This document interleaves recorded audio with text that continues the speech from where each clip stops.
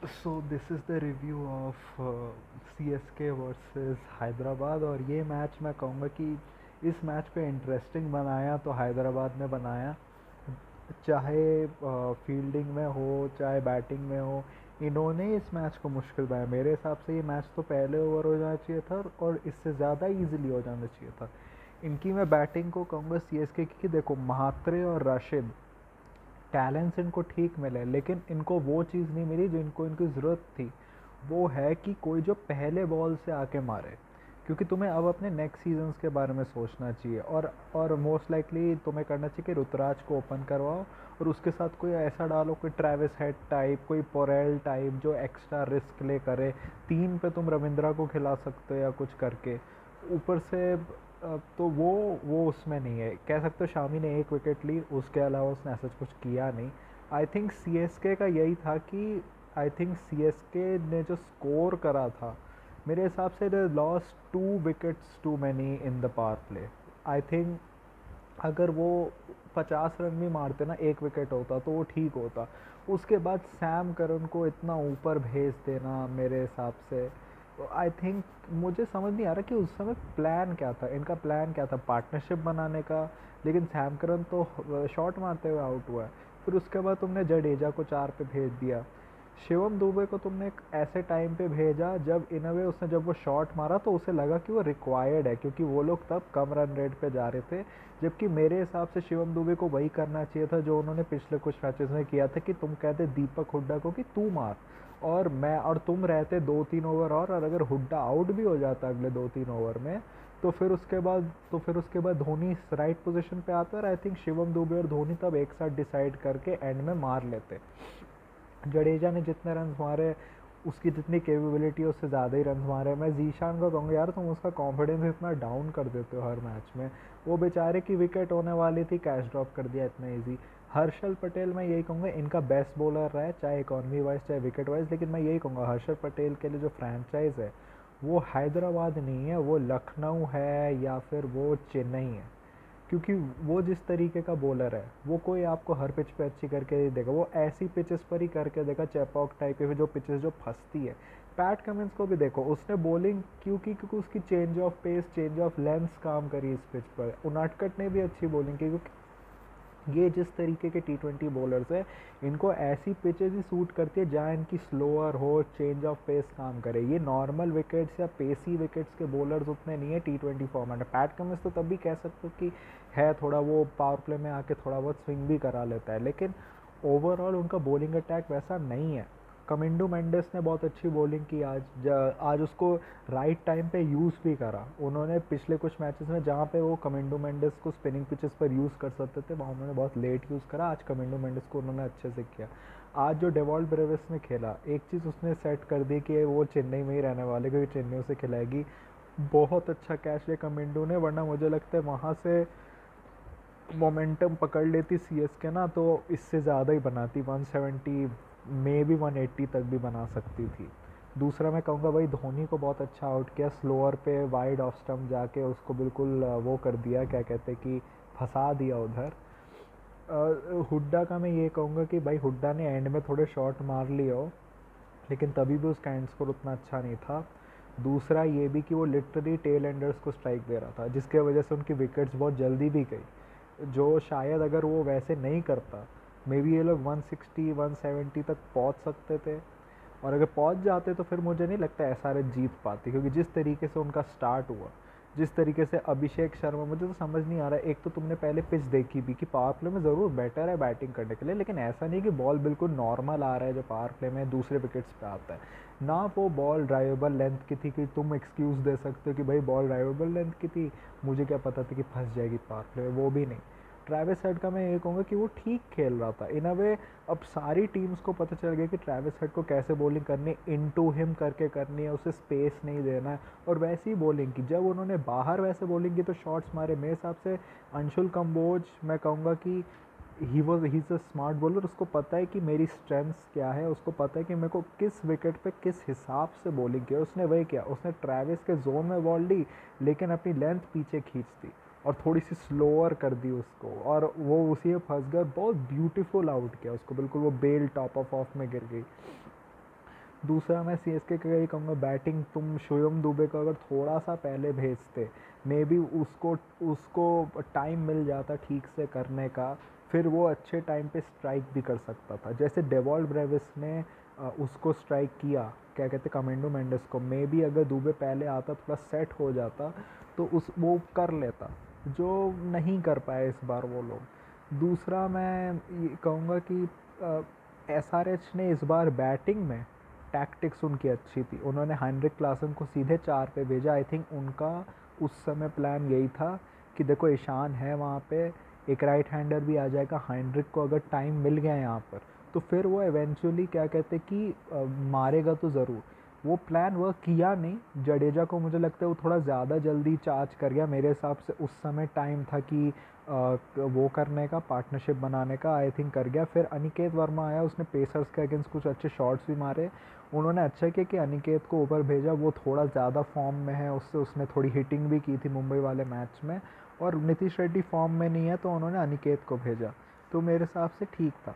कामिंडो आया, I think मेरे हिसाब से एक चीज़ मेरे को समझ नहीं आया अनिकेत की, कि भाई लिटरली उन्होंने टाइम पे विकेट्स दिए ऐसा रहे जहाँ रिक्वायर्ड नहीं था, जहाँ टाइम था पार्टनरशिप करने का। जडेजा को तुमने शॉट मार दिया का, वो तुम लोग नूर पे बेकार का चार्ज करे। ईशान किशन, यार ईशान किशन ने रिस्पॉन्सिबिलिटी ली, वो अपने 50 के चक्कर में आउट हुआ। उसको लगा मेरे 44 आ गए, एक और छक्का मार देता हो गया। नूर इतना बेवकूफ़ तो है नहीं, उससे थोड़ी और वाइड डाली और आउट हो गए तुम। सैम करन ने अच्छा कैच भी लिया, होप उसे कंकशन ना हो, लेकिन यूजलेस प्लेयर यार। जो बंदा 2020 वर्ल्ड कप में मैन ऑफ द टूर्नामेंट था, उसके बाद ना वो किसी लीग में परफॉर्म कर रहा है, ना इंग्लैंड टीम के लिए परफॉर्म किया, वहाँ से ड्रॉप हो गया, ना आईपीएल में परफॉर्म कर रहा है। भाई तू कर क्या रहा है? एक कैच तूने लिया जो अच्छा है, ना बैटिंग में तू चला, ना बॉलिंग में तू चला। दूसरा मेरे हिसाब से आज अंशुल कंबोज को लाना वर्क कर गया, लेकिन यार तुम वानखेड़े में अश्विन को लेके आए, जहाँ तुम्हें आइडली कंबोज को लाना चाहिए था, जो अपनी पूरी ज़िंदगी वानखेड़े में खेला है क्रिकेट, और जो उस पिच भी उसको सूट करती है। फिर तुम उसको लेके आए अंशुल कंबोज को उस पिच पर, चेपॉक पे, जहाँ तुम्हें एक एक्स्ट्रा स्पिनर की ज़रूरत थी अश्विन की। अगर अश्विन को तुम पावर प्ले में लाते, शायद वो ट्रैविस या अभिषेक को नहीं, ईशान किशन को आउट कर देता जल्दी। और मुझे लगता है कि दे मिस्ड अनदर स्पिनर, क्योंकि नूर ने एंड में जो नो बॉल्स की, वाइड्स की, आई थिंक उसके वजह से जो मैच एंड तक जा सकता था, जो शायद एसआरएच हार भी सकती थी, क्योंकि उनका लास्ट बैटिंग पैर था। उसके बाद मुझे लगता है बस पैट कमिंस ही था जो बैट कर सकता है, फिर उसके बाद वही होते, शामी वामी होते और हर्षल। तो तुमने लिटरली, अगर तुम्हारे पास अश्विन होता, मे बी तुम ये मैच जीत सकते थे, despite Kamboj bowling well. Khaleel के ओवर्स पे तो तुम गए नहीं ना। खलील ने अपने पहले 2 ओवर कर दिए, तो पहले 3 ओवर कर दिए, उसके बाद तुम गए नहीं खलील पर, तो मैं तो दिख गया। दूसरा यही कि ये मैं कहूँगा कि किशन को रियलाइज़ करना चाहिए, नंबर 3 का मतलब ये नहीं होता है कि ओपनर। नंबर 3 का मतलब और भी बहुत कुछ होता है। वो डिसाइड करता है कि भाई कहाँ में, किस डायरेक्शन में मेरी टीम जाएगी। उसका काम बस हिटिंग करना नहीं होता, बहुत बार संभालना होता है। वो लिंक होता है मिडल ऑर्डर टॉप ऑर्डर का, जो संभालता है मैच को, इंश्योर करते कि कोलैप्स ना करे, जो इंश्योर करते हैं बहुत मैचेस में कि मोमेंटम रुके ना, मोमेंटम कैरी करे। आज ईशान ने ठीक ठाक जॉब की, लेकिन उसको और करना चाहिए था, उसको एंड करना चाहिए था ये मैच, जो शायद पहले हो जाता। नेट रन रेट में उनको फ़ायदा मिलता। देखो मैं नहीं कह रहा कि एसआरएच 6 के 6 मैचेस जीत सकती है अपने, लेकिन तुम उसी बिलीफ से तो खेलते हो ना। अब तुम्हारा नेट रन रेट इतना कम है, अगर तुम 6 के 6 जीत भी गए तो मोस्ट लाइकली तुम नेट रन रेट पे नहीं जा पाओगे आगे।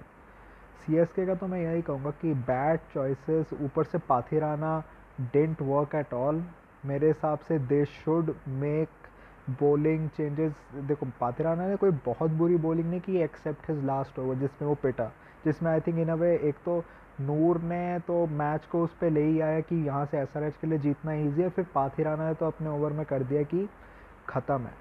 और ये आई थिंक पहली बार हुई कि सीएसके 4 मैचेस अपने घर पे आ रही है, उनके पास वो बैटर्स ही नहीं है जो उनकी पिच पर बैटिंग कर पाए, जो उनके पास ओवर द इयर्स रहे हैं, जैसे रैना रहा है उनके पास, धोनी खुद रहा है।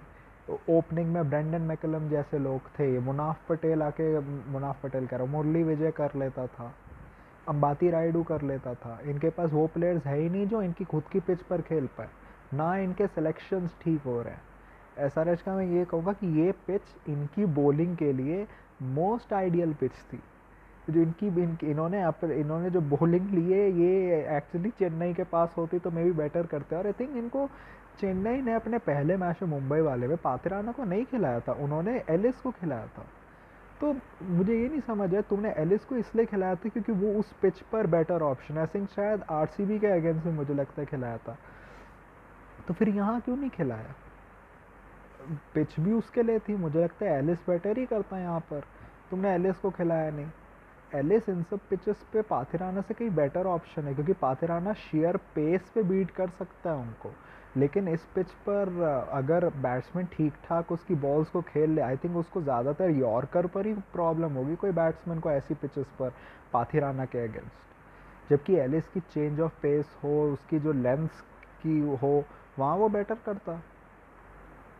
दूसरा यही मैं कहूँगा कि सीएसके के मतलब नाइटमेयर उनका कंटिन्यू कर रहा है। एसआरएच का ये कि वो खुश होंगे इस मैच से, लेकिन वो ये भी होंगे कि ये मैच हमने खुद इतने लेट तक ले आए, कि ये मैच हमने बहुत बार बार हार के मुंह में डाला, एंड में हम लोग मैनेज कर गए जीतना। तुम ये कह सकते हो कि दे विल टेक दिस कि ये मैच जो सीएसके के हाथ में जा सकता था हमारी खुद की गलतियों की वजह से, ये अब वो हम जीत गए हैं। तो this will give them like मतलब बूस्ट करेगा इनको, क्योंकि ये मुंबई के अगेंस्ट भी बुरा हारे, उससे पहले भी बुरा हारे, और अब अगला मैच इनका घर में पता नहीं, आई थिंक शायद आरसीबी में भी आरसीबी के अगेंस्ट है। तो I think they will go with a little bit of hope कि ये भी बात है कि इनके बैटर्स के नीतीश रेड्डी ने एंड में गेम तो फिनिश किया। जो बंदा आउट ऑफ फॉर्म था उसने बिल्कुल रन्स के हिसाब से खेला, कैसे कोई उसने ज़्यादा कोई बड़ा ट्राई नहीं किया। कमिंडो ने बहुत ट्राई करी खुद का आउट करने की, वो हुआ नहीं, उल्टा रन्स भी आ गए लोगों के। कमिंडू के रन्स आ गए, नीतीश रेड्डी के रन्स आ गए, फिर उसके बाद ईशान किशन के रन्स आ गए। तो दे विल बी हैप्पी कि ओपनर्स चलो फिर से इनका ड्राई रन चल रहा है, लेकिन एटलीस्ट जो बाकी बैटर्स हैं उनके रन्स आ गए, तो उस हिसाब से खुश है। बॉलिंग में हर्षल तो ओवरऑल टूर्नामेंट में भी अच्छा रहा, and they will be happy कि उनटकट ने भी ठीक किया, आज कमिंस ने आज अच्छी बॉलिंग की, थोड़ी खुर्चे ने भी उठाई एंड में, मोहम्मद शामी ने एटलीस्ट पावर प्ले में अपना काम तो कर दिया कि एक विकेट ले ली। सीएसके का तुम ये कह सकते हो कि अंशुल कंबोज, डेवॉल्ट ब्रेविस, खलील का कह सकते कि पावर प्ले में अच्छी करता है, जडेजा कह सकते एक विकेट ली, लेकिन ओवरऑल आई थिंक कंबोज और ब्रेविस ही है जो इनके जो बिल्कुल कह सकते हो कि इस मैच के पॉजिटिव्स है। खलील का तो पॉजिटिव चल रहा है कि पावर प्ले में करता है वो। So this was my review. If you like this type of content, like this video, share and subscribe. If you don't, then share it with those who do. My social media accounts links, which are my Twitter/X account link and my Instagram account link, is in the description, so go follow me on that. My UPI ID link, which is shapo@okicici, is in the description also, so go donate any amount of money which you can, which can help me make YouTube a permanent career option. So that was it for me for today. So thank you, goodbye, aluda.